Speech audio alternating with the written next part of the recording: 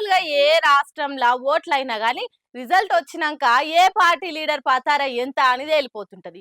కానీ నడుమైన మహారాష్ట్ర, జార్ఖండ్ ఎలక్షన్ల పేరు మీద తెలుగు రాష్ట్రాల లీడర్ల కేజు ఏ తీర్లుందో అని చెప్పుకుంటా, ఎవలికంటే ఎవలు తోపు అని పోల్చుకుంటా ఇగో ఇసొంటి వార్తలొస్తున్నాయి వరుసగా.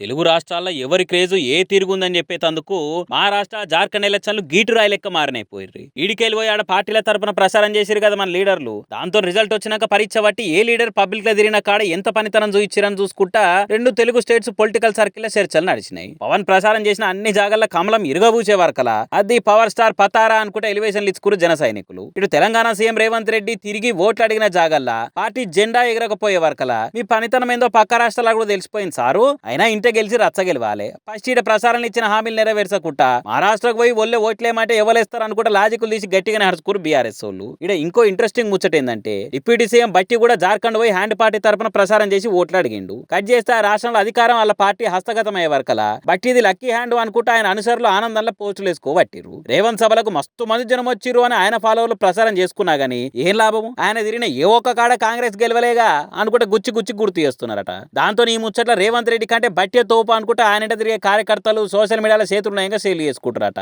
ఇప్పటికే సీఎం సీటు కేసరు ఉందన్న గాసిప్పులతోని గాలిగాలైతున్న రేవంత్ రెడ్డి ఫ్యాన్స్ ఈ లేటెస్ట్ టాక్ తోని ఇంకెంత కింద మీద అవుతుర్రో అనుకుంటే గమనిస్తున్నట గాంధీ భవన్ సైడ్కి వెళ్ళి పోయేటోళ్ళు.